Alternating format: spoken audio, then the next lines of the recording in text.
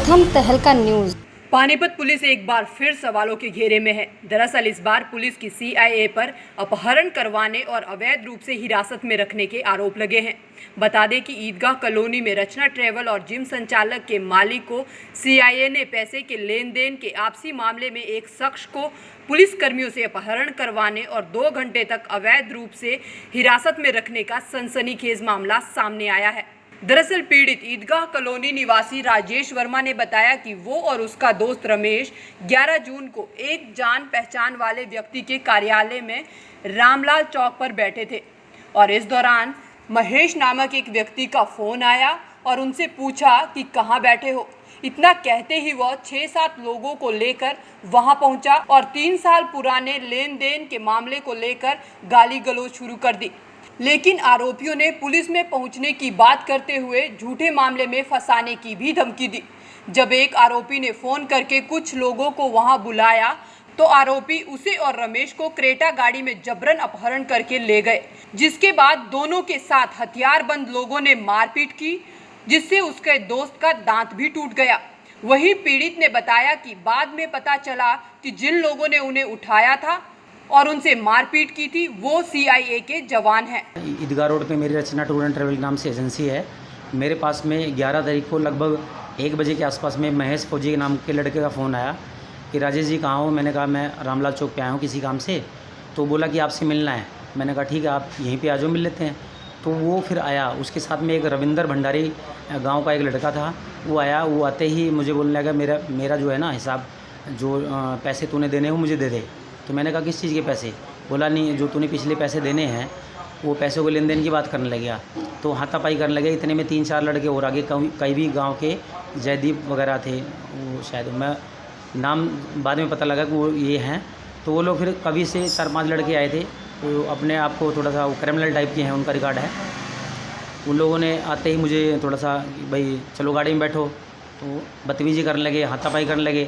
तो मैंने कहा भाई इस तरह हाथापाई ना करो और बैठ के बात करते हैं।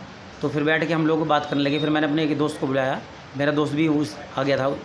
तो आते ही रमेश यादव सेरू जिम वाले, तो वो आए।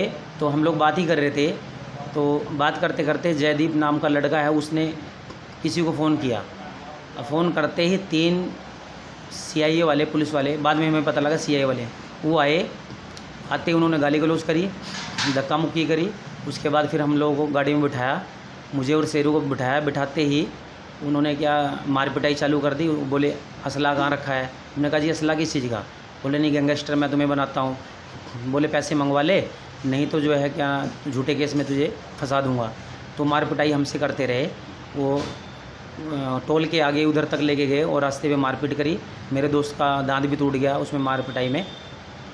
और हम लोग कहते भी रहे कि हम क्रिमिनल टाइप के हैं, ना हमारे पास कोई कंप्लेंट हो तो बताओ, या हमारे पास कोई एफआईआर हो तो बताओ। लेकिन वो लोग नहीं माने, मारते लेके चले गए। और वहाँ फिर जाने के बाद किसी का फ़ोन आया होगा तो जाके उन्होंने हमें छोड़ा।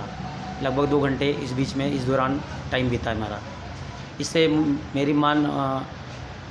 मेरी मान सम्मान को भी ठेस पहुँचा है। दूसरी बात, नाजायज़ तरीके से अवैध हिरासत में इन लोगों ने किडनैप करने की कोशिश करी। हाँ, मैंने फिर उसी दिन ही थाना मालटोन में रात को हम लोग गए। मैंने मेडिकल करवा के जब हम लोग पहुँचे वहाँ मैंने कंप्लेंट दी। कंप्लेंट देने के बाद में उन लोग ठीक है भी जो भी है कार्रवाई होगी। तो रात को ही 12:30 बजे एसएचओ साहब आए, उन्होंने मेरी स्टेटमेंट ली। तो उसके बाद फिर उन्होंने जो पूछा मैंने बताया, जो जैसी बात थी। उसके बाद फिर कल हम लोग मैडम को मिले। वहाँ पे फिर मैंने अपने तरीके से जो जैसे सच्ची घटना थी वो हमने बताई उनको। वहीं मामले की शिकायत पुलिस अधीक्षक मनीषा चौधरी को दी गई तो उन्होंने आश्वासन दिया कि दोषियों पर सख्त कार्रवाई की जाएगी और पुलिस अधीक्षक ने इसकी जांच डीएसपी हेडक्वार्टर को दे दी है। लेकिन जब डीएसपी हेडक्वार्टर सतीश वत्से से मामले में कार्रवाई के बारे में पूछा गया तो उनका जवाब था कि मुझे इस मामले की जानकारी ही नहीं है। जी मेरे नोटिस में नहीं मामला। और इस सब के बाद बड़ा सवाल ये खड़ा होता है कि पुलिस कर्मियों पर इस तरह के आरोप लगने के बाद आखिर उन पर कार्रवाई कब होगी। प्रथम तहलका के लिए पानीपत से प्रदीप रेड्डू की रिपोर्ट।